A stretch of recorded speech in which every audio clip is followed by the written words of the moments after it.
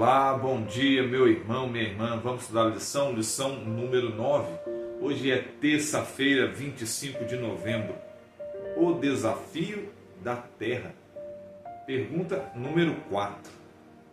Para responder a pergunta, leia Josué, capítulo 13, do verso 1 ao verso 7.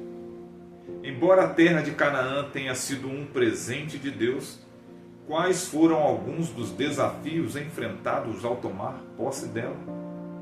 No final da lição, nós vamos apresentar a resposta sugestiva que o autor da lição nos traz. Considerando que os israelitas viveram como escravos por séculos, suas habilidades militares eram limitadas para conquistar a terra prometida. Mesmo os egípcios, com seus exércitos treinados e bem armados, não conseguiram ocupar Canaã de forma duradoura.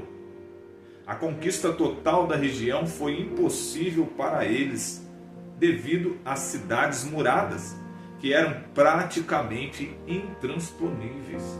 Nós vimos aí a conquista da cidade de Jericó, que tinham até casas em cima dos muros da muralha de Jericó, devido à largura que eram esses muros.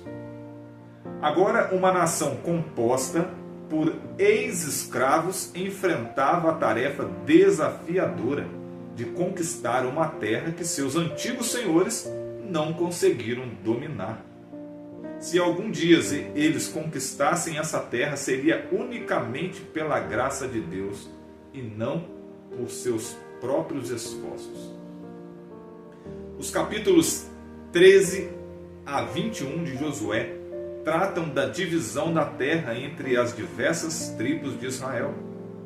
Essa distribuição não apenas indicava o que lhes era concedido, mas também destacava o que ainda precisava ser ocupado dentro daquele território. Os israelitas tinham a promessa de viver com segurança na herança que Deus lhe estava proporcionando. Eles eram, na verdade, inquilinos legítimos da terra que pertencia ao Senhor.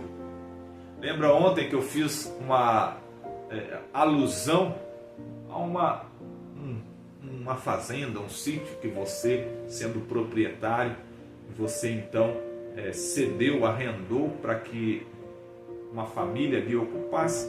É mais ou menos aí o que o autor da lição está nos apresentando aqui. Entretanto, a iniciativa de Deus precisava ser acompanhada por uma resposta ativa da parte deles. A primeira metade do livro narra como Deus entregou a terra ao desapropriar os cananeus. A segunda metade relata como Israel tomou posse da terra ao colonizá-la. Essa complexidade da conquista ilustra o processo da salvação. Assim como Israel, não podemos fazer nada para conquistar nossa salvação. Ela é um presente de Deus. Assim como a terra era uma dádiva fundamentada no relacionamento da aliança que Israel tinha com ele. Isso, sem dúvida, não se baseava em seus próprios méritos. Ou seja, meu irmão, minha irmã, a minha salvação, a sua salvação, a salvação de todos aqueles que crerem no Senhor Jesus é uma dádiva, é um presente, é graça. Não há nada que eu e você podemos fazer para sermos merecedores. Nós vimos na lição de domingo, também na lição de ontem, mas principalmente na lição de domingo, falando que ali Adão e Eva no Éden e também os patriarcas não fizeram nada. Não há nada que eles fizessem para merecer. Foi uma dádiva, um presente de Deus. Assim também é uma dádiva para mim e para você a salvação, a vida eterna, a remissão dos nossos pecados. Não há nada que eu e você possamos fazer para que nos torne merecedores, dignos de sermos salvos. Contudo, para que os israelitas pudessem desfrutar desse presente divino, era necessário que assumissem todas as responsabilidades que vinham com a vida na terra prometida. Essa dinâmica é semelhante ao processo de santificação que vivenciamos, resultado da nossa obediência de amor como cidadãos do reino de Deus. Embora os dois processos não sejam idênticos, existem paralelos entre receber a terra pela graça e receber a salvação pela graça. Deixa eu pontuar aqui o que está acontecendo aqui. Acabei de falar que não há nada que nós possamos fazer que nos torne merecedores de sermos salvos. E realmente não há nada. Mas aqui diz assim: resultado da nossa obediência de amor como cidadãos do reino de Deus. Aí você pode me dizer, mas Heber, então eu faço alguma coisa. Não, meu querido. Para sermos salvos, merecedores, não há nada que eu e você possamos fazer. A obediência é uma consequência. Eu vou apresentar para você um fato apresentado na Bíblia, relatado na Bíblia. Em João, no Evangelho de João é apresentado ali a história de uma mulher de vida dita fácil, que foi levada algumas vezes diante de Jesus, mas uma vez em especial ela foi levada com a acusação de ser uma mulher adúltera, digna de morte pela lei de Moisés. Ali foi feita as acusações e dita, a sentença. Ela é digna de morte. Levaram na presença de Jesus. Na verdade, eles estavam fazendo uma armadilha para Jesus, mas Jesus já entendeu tudo. E eu quero ir para o final da história. No final da história ali, Jesus pergunta à mulher: cadê os homens que estavam lhe acusando? Alguém te condenou? E a mulher diz: ninguém me condenou, Senhor. E Jesus diz: nem eu te condeno. E era o único que poderia condenar, pois era o único que não tinha pecado. Mas Jesus, ele resolve então aplicar ali a graça, a misericórdia. Ela merecia a morte pela lei de Deus e a lei de Moisés, porque a lei de Moisés foi ditada por Deus. Ela merecia a morte, assim como eu e você merecemos a morte. Mas Jesus, ele disse para ela: ninguém te condenou e nem eu te condeno. E a mulher ficou feliz.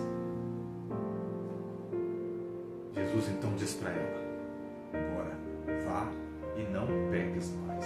O que nós temos aqui? Duas coisas em ação. Primeiro, a graça. Ela só não foi apedrejada pela misericórdia de Deus, de Jesus. Ali está em ação a graça. E o término na fala de Jesus: vá e não peques mais. É isso que ele está dizendo aqui. Seja obediente. Não quebre mais a lei. E essa obediência foi praticada por essa mulher, que nós acreditamos ser Maria Madalena, que serviu a Jesus e seguiu a Jesus. É a mesma da história do bálsamo que foi derramado sobre Jesus, enfim. Então nós vemos as duas coisas. Primeiro, nessa sequência. Primeiro, somos salvos pela graça. Para quê? Para continuar pecando? Para continuar errando? De maneira nenhuma. Nós somos salvos para vivermos em conformidade com a lei de Deus, obedecendo, não por medo, não porque nós achamos que ao obedecer vamos então nos tornarmos dignos e merecedores de salvação, mas por amor à misericórdia que nos redimiu, que ocupou o nosso lugar na cruz. Amém?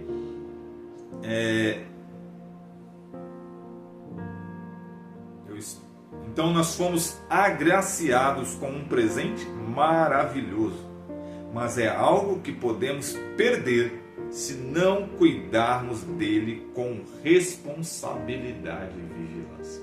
Então aquela frase dita por muitos aí, e se de repente você, meu irmão, acredita nisso, eu lhe convido para meditar nisso que nós estamos falando aqui.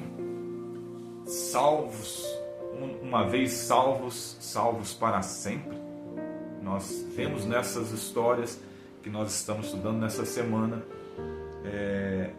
que não é dessa forma.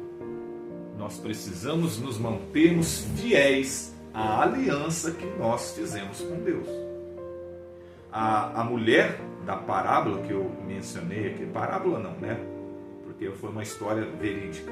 Da história contada aqui, eu mencionei aqui, ela recebeu de Jesus a graça da salvação, de não ser apedrejada, mas ele também deu a ela a missão de mudar de vida, de ser transformada, de buscar viver de acordo com a palavra de Deus.